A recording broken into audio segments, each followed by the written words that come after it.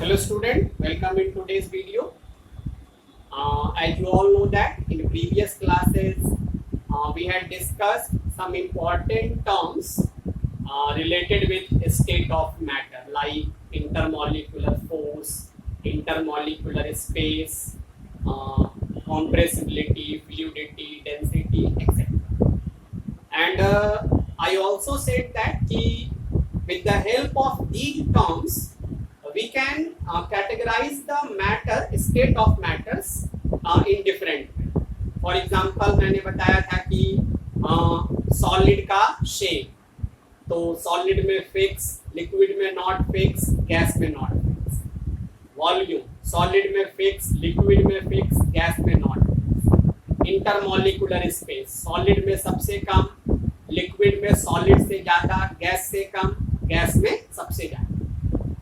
तो इस तरह से आपके बुक में सारा चार्ट बना, तो मैं आशा करता हूं कि वो आपको बहुत आसानी से समझ में आ गया होगा. हाँ, एक चीज मुझसे पिछले वीडियो में छूट गया था, उसको मैं यहाँ पे भी बता दे रहा हूँ. वो था ब्राउनियन मोशन. तो ब्राउनियन मोशन क्या होता है स्टूडेंट, कि ऐसा एक साइंटिस्ट है रॉबर्ट ब्राउन, उन्होंने ये डिस्कवर किया कि किसी भी मैटर के जो मॉलिक्यूल्स होते हैं वो हमेशा रैंडमली मूव करते रहते हैं. सॉलिड में बहुत कम होता है मूवमेंट, लिक्विड में थोड़ा ज्यादा होता है, और गैस का तो खैर रैंडमनेस मॉलिक्यूल का बहुत ज्यादा होता है. तो मॉलिक्यूल में ये जो रैंडमनेस होता है स्टूडेंट, इसको ब्राउनियन मोशन कहा जाता है. वो रॉबर्ट ब्राउन के नेम पे. तो अगर आपसे पूछा जाए कि किसके मॉलिक्यूल में ब्राउनियन मोशन सबसे ज्यादा होता है, तो गैस. और किसके मॉलिक्यूल में ब्राउनियन मोशन सबसे कम होता है, तो सॉलिड. और लिक्विड में सॉलिड से थोड़ा ज्यादा होगा और गैस से थोड़ा कम. तो वही है, एक तरह का वाइब्रेशन होता है और उसका एक स्पेशल नेम दे दिया है. तो इस तरह से सॉलिड, लिक्विड, गैस जो है अपनी प्रॉपर्टी के बेसिस पे कैटेगराइज होते हैं. और जो क्लास 8 आईसीएसई का फिजिक्स है उसमें मॉलिक्यूल के बारे में थोड़ा सा बताया हुआ कि जैसे ये मान लीजिए मैटर, तो मैटर को अगर आप स्मॉलेस्ट यूनिट में करेंगे तो वो क्या बनेगा, तो मॉलिक्यूल. तो आपसे पूछा जा सकता है कि मॉलिक्यूल का क्या डेफिनेशन, क्योंकि स्टूडेंट मॉलिक्यूल का अगर स्मॉल यूनिट देखेंगे तो एटम्स, एटम्स का देखेंगे तो इलेक्ट्रॉन, प्रोटॉन और न्यूट्रॉन. और इलेक्ट्रॉन प्रोटॉन का भी स्टूडेंट अब स्मॉलेस्ट आ गया है क्वार्क्स, यानी अभी तक में सबसे स्मॉलेस्ट क्वार्क्स है. सबसे बड़ा मैटर, तब मॉलिक्यूल, तब एटम, तब इलेक्ट्रॉन, प्रोटॉन, न्यूट्रॉन, और तब इलेक्ट्रॉन प्रोटॉन का भी छोटा पार्टिकल आ गया क्वार्क्स, और न्यूट्रॉन का. तो ये भी आईसीएसई 8 में पढ़ना है मॉलिक्यूल्स के बारे में कि किसके मॉलिक्यूल्स कैसे होते हैं. तो वो तो बता ही दिया गया कि सॉलिड के मॉलिक्यूल टाइटली पैक्ड होते हैं, लिक्विड में थोड़ा स्पेस होता है, गैस में बहुत ज्यादा स्पेस होता है. ये तो ये आपका क्लियर हो गया स्टूडेंट. अब हम लोग जो है नेक्स्ट टॉपिक की तरफ बढ़ रहे हैं, और वो नेक्स्ट टॉपिक है हमारा चेंज इन स्टेट. अब स्टूडेंट चेंज इन स्टेट का मतलब ये नहीं समझना है कि यूपी से बिहार चले जाइए, बिहार से बंगाल चले जाइए, ये स्टेट नहीं. स्टेट यहाँ आपको पहले से पता है, सॉलिड, लिक्विड, गैस. तो ऐसा जब साइंस डेवलप हुआ तो लोगों को पता चला कि मैटर एक स्टेट से दूसरे स्टेट में कन्वर्ट हो सकता है. सॉलिड लिक्विड बन सकता है, लिक्विड गैस बन सकता है, गैस वापस लिक्विड बन सकता है, और लिक्विड वापस सॉलिड बन सकता है. लेकिन कैसे? क्या कोई मटेरियल रखे रखे स्टेट चेंज कर लेगा, या उसे कुछ एक्सटर्नल फैक्टर देना पड़ेगा जिस पे वो डिपेंड करेगा? तो कैसे चेंज होगा स्टेट?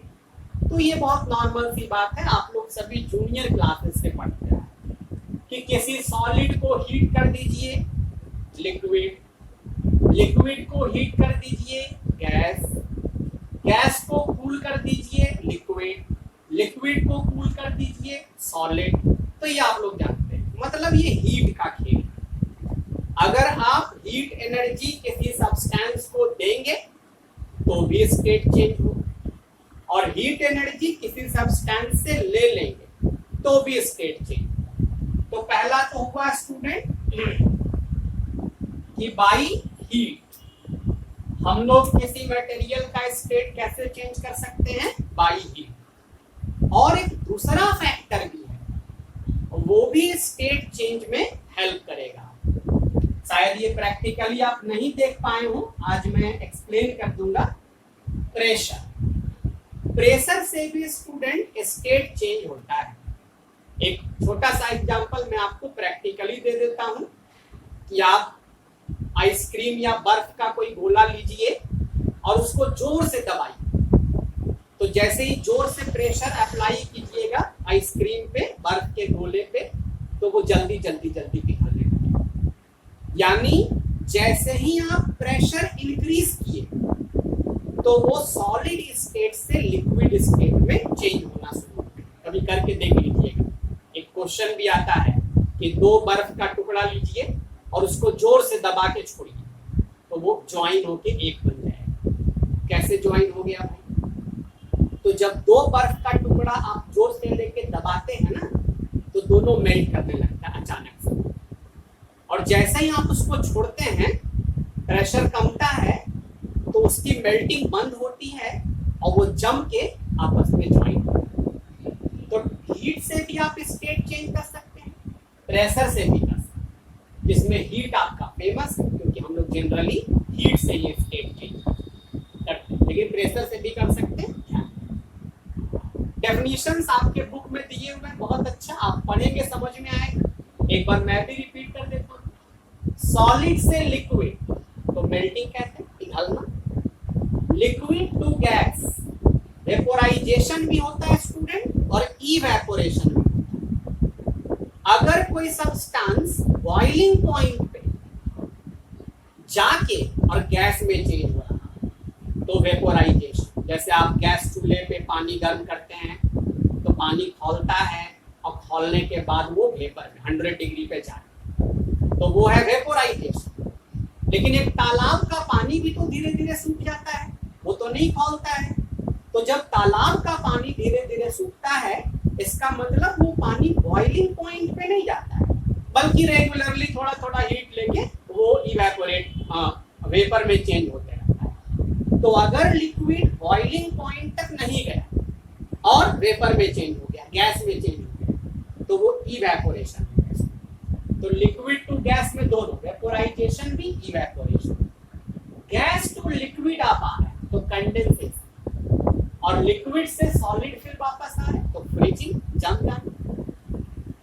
हाँ, कुछ कुछ सब्सटेंस के साथ ऐसा होता है कि वो सॉलिड से सीधा गैस में चेंज हो जाता है।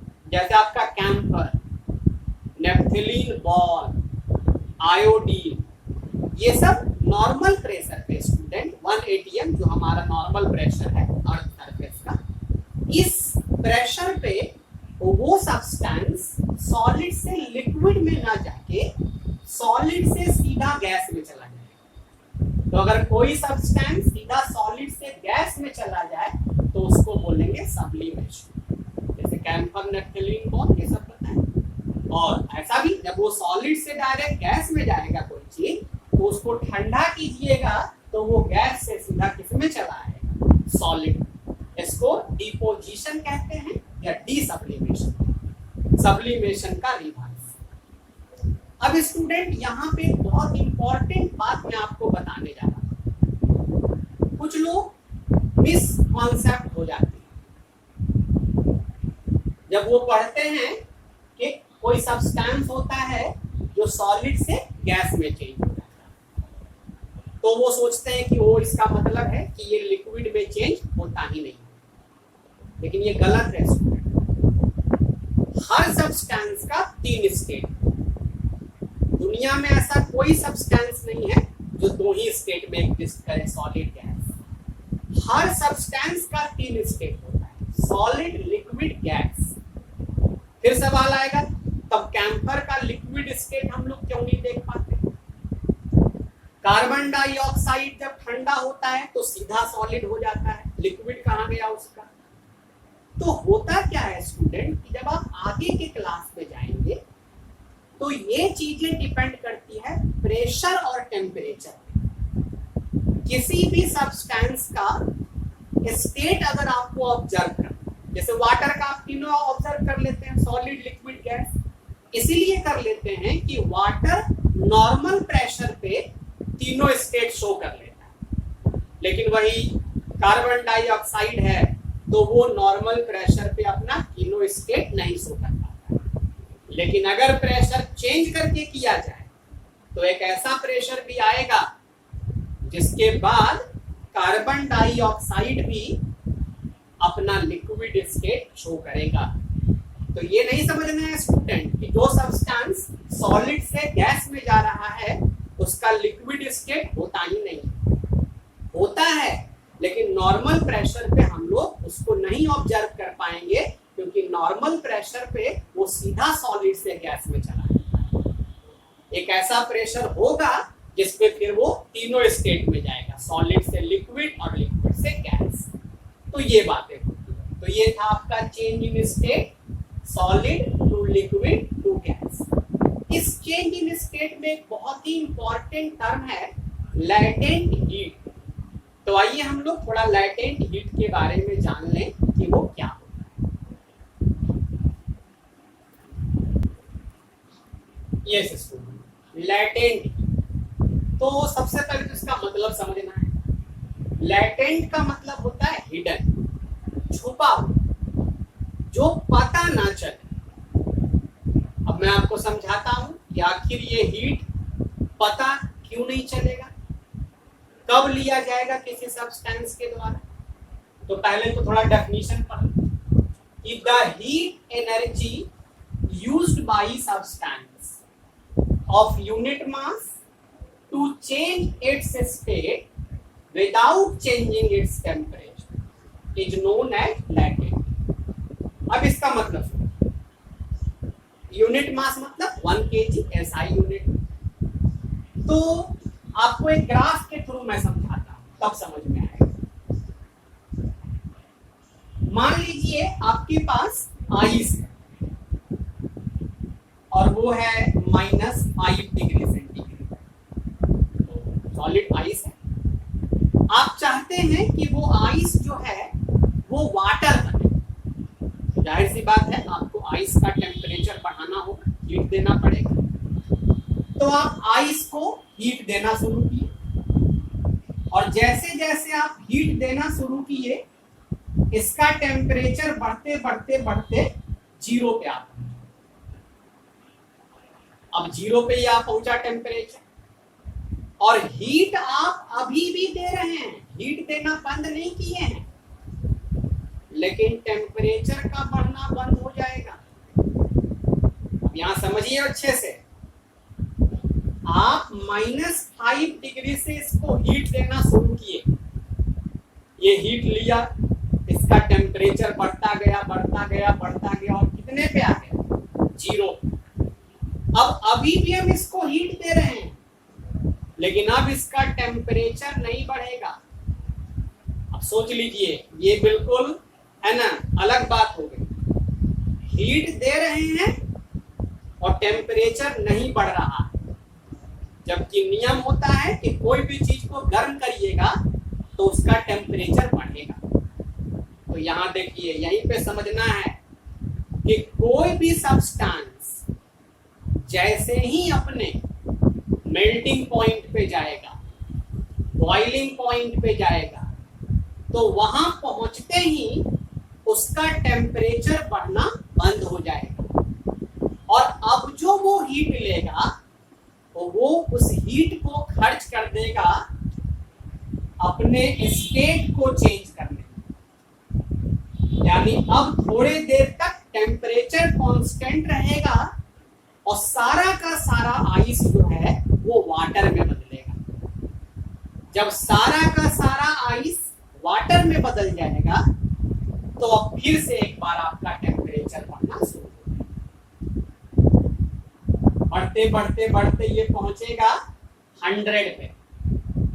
और जैसे ही 100 पे पहुंचेगा फिर एक बार टेम्परेचर बढ़ना बंद हो जाएगा और कुछ देर तक जो है बंद रहेगा।